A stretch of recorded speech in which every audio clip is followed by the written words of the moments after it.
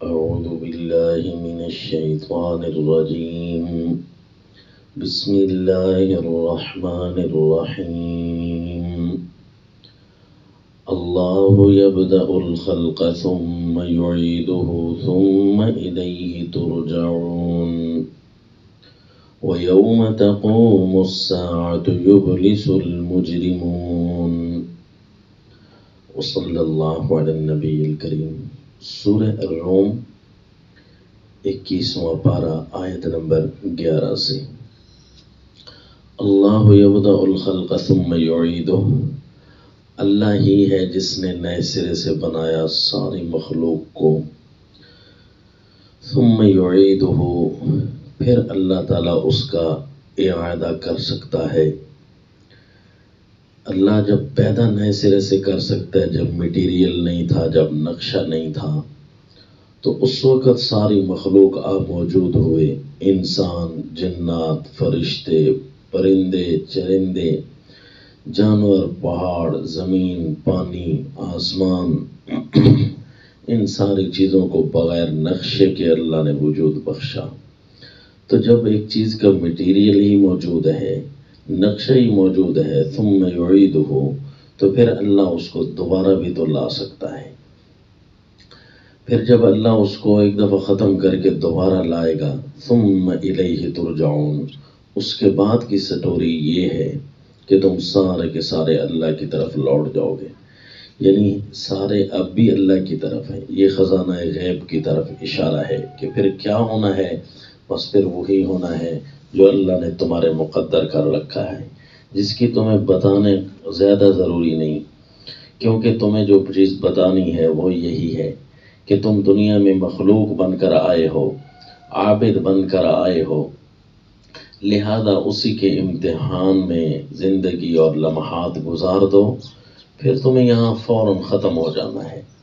پھر تم نے خزانہ غیب کی طرف جانا ہے، ایسا کہ جہاں پر پھر عجائبات ہوں گے. وہ کیا عجائبات؟ تو اللہ نے آگے میدان محشر کا منظر پیش کیا. 3 صورتوں میں 3 چیزوں بیان کی. فرمایا وَيَوْمَ تَقُومُ السَّاعَةُ يُبْلِسُ الْمُجْرِمُونَ. پھر ہوگا یہ کہ جب قیامت قائم ہوگی تو جس نے جرم کر رکھا ہے وہ تو بالکل آس توڑ کر کھڑے ہوں گے، مایوس، کیونکہ نجات کی صورت ان کے پاس فوراً انہیں سمجھ آ جائے گی کہ ہمارے پاس کچھ نہیں ہے. کیونکہ امید تب لگتی ہے جب جرم نہ ہوتا ہو، اللہ خوش ہوتے ہوں، تو پھر امید لگے گی کہ یہاں سے ہم نے پار ہونا ہے.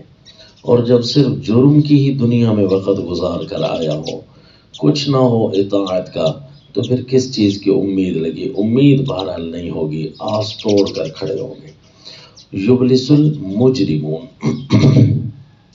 اور دوسری صورت یہ ہوگی کہ کچھ ایسے بھی مجرم ہیں جنہوں نے دنیا میں شرکاء بنا رکھے تھے، اللہ کے شریک، کہ انہوں نے ہمیں بڑا فائدہ دینا. یہ شریک کا لفظ اس صورت میں بڑا وسیع ہے کہ رکوع سجدے میں شریک کیا، غیر اللہ کو پکار میں شریک کیا، غیر اللہ کی اطاعت میں اللہ جیسی اطاعت غیر اللہ کی کر دی، جس طرح کے مشرکین اپنے اپنے خداؤں کو پوجتے ہیں. جہاں ایسے دنیا والے مجرم جنہوں نے دین کی وجہ سے دین کو چھوڑا تھا دوسروں کی وجہ سے، چاہے وہ رشتہ داریاں تھیں، چاہے وہ دنیا کا قانون تھا، بادشاہتیں تھیں، پیسہ تھا، غرض دنیا کی وجہ سے جس کو دین کی وجہ سے جس کو چھوڑا تھا، جس کو اپنایا تھا دین کو چھوڑ کر، اور جن کی وجہ سے اللہ کے دین کو چھوڑا تھا، تو یوں سمجھو اس نے اللہ والا درجہ ان کو دے رکھا ہے. حالانکہ اللہ کے دین کو اپنانا تھا اور ان لوگوں کو چھوڑنا تھا جو دین سے دور کرتے ہیں. ایسے نظام اور کلچر کو چھوڑنا تھا جو دین سے دور کرتے ہیں، جو اللہ سے دور کرتے ہیں. اس کا مطلب ہے اللہ کو چھوڑا اور ان کو اپنایا تو اللہ جیسا درجہ دیا نا ان کو، چاہے وہ نہ کہتا ہو کہ میں اللہ جیسا درجہ دیتا ہوں، اپنے اعمال اور کریکٹر سے تو اللہ جیسا درجہ دے رہا ہے نا. اللہ کی اطاعت کرنی تھی، یہاں غیر اللہ کی اطاعت کر رہا ہے. غیر اللہ کا آئین، قانون، ان کی مرضی، ان کی خوشی تلاش کرتا ہے.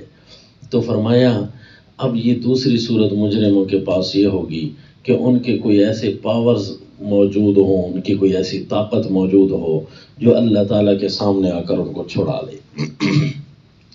مومن جس طرح سفارشوں کی امید تو کم از کم کریں گے نا، کہ ہم کم از کم اللہ کے علاوہ کسی کی اطاعت نہیں کرتے تھے، تو نیک لوگوں کو جب اجازت ملے گی ہم نیک لوگوں کو بھی اللہ کا شریک نہیں بناتے تھے۔ انبیاء کو بھی ہم نے اللہ والا درجہ نہیں دیا تھا، انبیاء کی بھی صرف ہم اطاعت کرتے تھے جو جس چیز کا وہ اللہ کے بارے میں ہمیں درس دیتے تھے۔ تو اب ان کو امید ہوگی کہ اب اللہ تعالیٰ ان کو اجازت مرحمت فرمائیں گے، یہ سفارش کریں گے، تو ہمیں سفارش سے ہماری بچنے کی امید ہے۔ لیکن جنہوں نے خدائی درجہ دے رکھا تھا زمین والوں کو، اب وہ تو نہیں ہے، وہ تو جھوٹ تھا۔ وَلَمْ يَكُنْ لَهُم مِّن شُرَكَائِهِمْ شُفَعَاء، تو اب مجرم آس توڑ کر بھی کھڑے ہوں گے اور کہہ رہے ہوں گے کہ اب کوئی شریک بھی نہیں ہے ہمارے، جن کو ہم نے خدائی درجہ دے رکھا تھا، خدا کا پارٹنر بنایا تھا، خدا کا بھائیوال بنایا تھا، نعوذ باللہ، شرکا جو سفارش کریں گے، اب وہ تو ہے نہیں، اللہ کا پارٹنر کون ہے؟ وَكَانُوا بِشُرَكَائِهِمْ كَافِرِينَ، ہونا تو درکنار اپنے شرکا کا انکار کر بیٹھیں گے، جس کے بارے میں دنیا میں انہوں نے بڑا زور لگایا تھا، راہ نجات انہی کے ساتھ سمجھی تھی، انہی کے ساتھ اپنی ترقی سمجھی تھی، اللہ کے دین کو دھتکارا تھا، جسم سے نکالا، گھر سے نکالا، دکان سے، بازار سے نکالا، غرض اپنی ہر جگہ سے ایک اللہ کا دین نہیں ہے، باقی سب کچھ تھا، نعوذ باللہ۔ تو اب انہی کو اپنے شرکاء کا، کہ جن کو ہم نے ترجیح دیے تھے، جن کو ہم نے خدا بنایا تھا، خدائی درجہ دیا تھا، یہ سارے کے سارے جھوٹ تھے، باطل تھے۔ وَكَانُوا بِشُرَكَائِهِمْ كَافِرِينَ، یوں اپنے شرکاء کا وہ انکار کر بیٹھیں گے کہ ان کی الوہیت باطل تھی، ان کی خدائی باطل تھی، ان کو راضی کرنا غلط تھا، ہم ایک اللہ کو راضی کر دے دنیا میں۔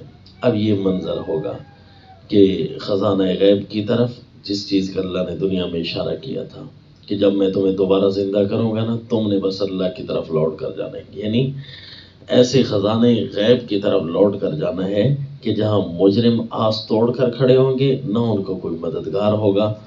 اب باقی لوگ جتنے بھی ہیں ان ساروں کی حالت ایک لفظ میں پھر بیان کر دی کہ وَيَوْمَ تَقُومُ السَّاعَةُ، یہ تیسرا لفظ ہے، وَيَوْمَ تَقُومُ السَّاعَةُ يَوْمَئِذٍ يَتَفَرَّقُونَ، جس دن قیامت قائم ہوگی اس دن سارے لوگ الگ تھلگ ہوں گے، الگ تھلگ ہوں گے، اپنی حیثیت میں، اپنے درجوں میں، اپنے نظریات میں اور اپنے حساب و کتاب میں، سب الگ تھلگ کھڑے ہوں گے، کوئی کسی کا ساتھ نہیں دے رہا ہوگا۔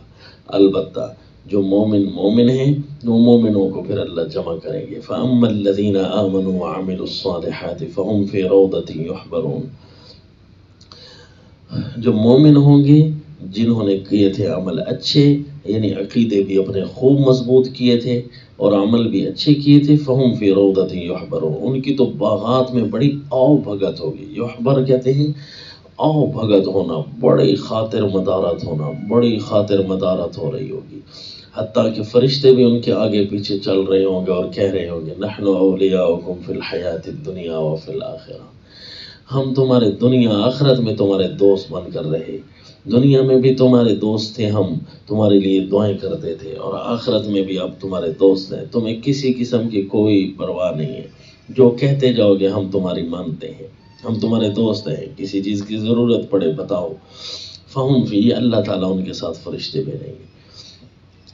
یہ مومنوں کا حال ہوگا۔ وَأَمَّا الَّذِينَ كَفَرُوا وَكَذَّبُوا بِآيَاتِنَا وَلِقَاءِ الْآخِرَةِ، باقی جو مومنوں کے علاوہ دنیا ہے وہ یا تو کافر ہوتے ہیں، یعنی جنہوں نے اللہ کے دین کا انکار کیا تھا، اور دوسرے ایسے ہوتے ہیں جنہوں نے اللہ کے دین کے مقابلے میں اپنا دین بنایا تھا، نظریات بنائے تھے، عقائد بنائے تھے، قانون بنائے تھے، وہ ان کو کہا وَكَذَّبُوا بِآيَاتِنَا، یعنی انہوں نے ہماری آیتوں کو جھٹلایا بھی تھا، کفر کیا، اور اللہ کی آیتوں کو جھٹلانے کا معنی پھر اپنی بھی باتیں بنائی تھیں اللہ کے مقابلے میں، نظریات بنائے تھے، جماعتیں بنائی تھیں، عقائد بنائے تھے، یہ دونوں قسم کے کافر۔ وَلِقَاءِ الْآخِرَةِ، آخرت کے جھٹلانے والے، یعنی جو کافر ہیں ان کو تو یقین ہو چکا ہے نعوذ باللہ کہ آخرت قائم نہیں ہونی، یا وہ اللہ کے سامنے جواب دہی سے کوئی ڈرتے نہیں ہیں، اس لیے صرف اپنے جھوٹوں پر کھڑے ہیں۔ اسی طرح جنہوں نے اللہ کی آیتوں کو جھٹلایا تھا، یعنی اپنے عقائد بنائے تھے، ان کو بھی اس بات کا خطرہ اور ڈر کم از کم دنیا میں نہیں تھا، نعوذ باللہ، کہ ہم نے آخرت کی بھی جواب دینا ہے، اللہ کو کیا جواب دیں گے، اتنے جھوٹ ہم بنا رہے ہیں۔ تو یہ دونوں جو ہے نا آخرت کا انکار کرتے تھے، ان کی حالت کیا ہوگی؟ فَأُولَٰئِکَ فِي الْعَذَابِ مُحْضَرُونَ، الیاذ باللہ کے عذاب میں گرفتار ہوں گے۔ تو رب کریم نے فرمایا دیکھ لو اپنے آپ کو، ہم نے تمہیں پیدا کیا، ہم ایک دفعہ دوبارہ بھی تمہیں زمین پر پیدا کریں گے، پھر کہاں جاؤ گے؟ پھر یہاں آؤ گے جس کی ساری سٹوری تمہیں ہم نے سنا دی۔ وَمَا عَلَيْنَا إِلَّا الْبَلَاغُ۔